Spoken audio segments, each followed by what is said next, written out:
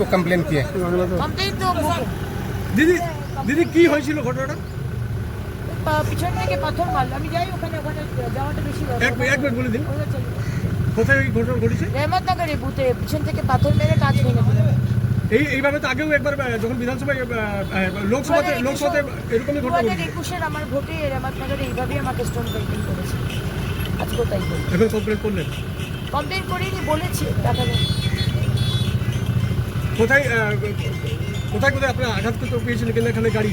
না আমি তো সামনে বসেছিলাম, পিছন থেকে মেরেছে। আমার আত্মসহায়ক পিছনে ছিল, কাঁচ ভেঙেছিল, তার গায়ে কাঁচ ফাঁচ পড়েছে, লেগেছে।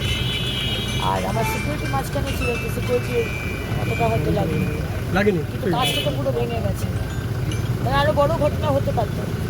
চেষ্টা করেছে মেরে দেওয়া যায় যাতে, সেটাই তো চেষ্টা করছে পাথর মেরে, যাতে অগ্নিমিত্রা পালকে মারা যায়। কারণ অগ্নিমিত্রা পালকে তো এইভাবে তো শেষ করা যাবে না।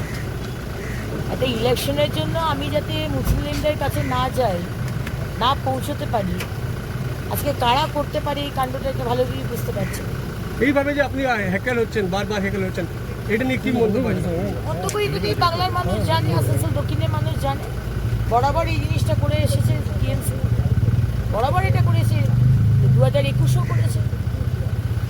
আজকে 2022-এ আমি যখন বাই ইলেকশন করছি, সেখানেও আমাকে বাড়াবলিতে মারা হয়েছে, আমার গাড়ি ভাঙচুর করা হয়েছে। আবার আজকে 2026-এ একই জিনিস।